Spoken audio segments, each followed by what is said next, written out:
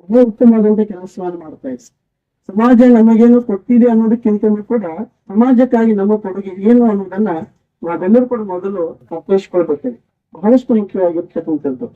ಮನುಷ್ಯ ಹುಟ್ಟುವಾಗ ಹೇಗೆ ಬಂದಿರ್ತಾನೆ ಅಂತಂದ್ರೆ ಏನೋ ಒಂದು ಪುಣ್ಯವನ್ನ ಕಟ್ಕೊಂಡು ಬಂದಿರ್ತಾನೆ. ಯಾವುದೋ ಒಂದು ಸುಕೃತ ಪುಣ್ಯ, ಯಾವುದೋ ಒಂದು ಜನ್ಮದಲ್ಲಿ ಮಾಡಿರ್ತಕ್ಕಂಥ ಪುಣ್ಯದಿಂದ ಈ ಮಾನವ ಜನ್ಮಕ್ಕ ಮನುಷ್ಯ ಹುಟ್ಟು ಬರ್ತಾನೆ. ಬಂದ ಮೇಲೆ ಭಾಗ್ಯವನ್ನು ತಗೊಂಡ್ ಬರ್ತಾನೆ. ಹೋಗುವಾಗ ಏನ್ ಒಯ್ತಾನೆ ಅಂತಂದ್ರೆ ಯಾವ ಮನುಷ್ಯ ಏನನ್ನ ಕೂಡ ಒಯ್ಯೋದಿಲ್ಲ. ಏನೋ ಎಷ್ಟೋ ನಾವು ಆರ್ತಿ ಮಾಡಿದ್ರು ಕೂಡ ನಾವೆಲ್ಲರೂ ಕೂಡ ಇಲ್ಲೇ ಬಿಟ್ಟು ಹೋಗ್ತೀವಿ. ಕೊನೆಗೆ ಮನುಷ್ಯ ಏನ್ ಒಯ್ತಾನೆ ಅಂತಂದ್ರೆ ಕರ್ಮವನ್ನು ಒಯ್ತಾನೆ ಅಂತ ಹೇಳ್ತಾರೆ. ಮಹಾಭಾರತದಲ್ಲಿ ಹೇಳ್ತಾರೆ ಕರ್ಮವನ್ನ ಮನುಷ್ಯ ಒಯ್ತಾನೆ ಅಂತ ಹೇಳಿ.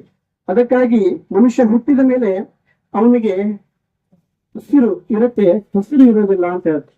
ಆದ್ರೆ ಸತ್ತ ಮೇಲೆ ಆ ಮನುಷ್ಯನಿಗೆ ಹೆಸರು ಇರುತ್ತೆ, ಆದ್ರೆ ಹೆಸರು ಇರೋದಿಲ್ಲ. ಅದಕ್ಕಾಗಿ ಜೀವನ ಪರ್ಯಂತರವಾಗಿ ಮನುಷ್ಯ ಯಾವ ರೀತಿಯಾಗಿ ಬದುಕಬೇಕು ಅನ್ನೋದನ್ನ ಎಲ್ಲ ಮಹಾತ್ಮರು ಕೂಡ ನಮ್ಗೆ ಒಳ್ಳೆ ಒಳ್ಳೆ ವಿಚಾರಗಳನ್ನು, ಒಳ್ಳೆಯ ಸಂದೇಶ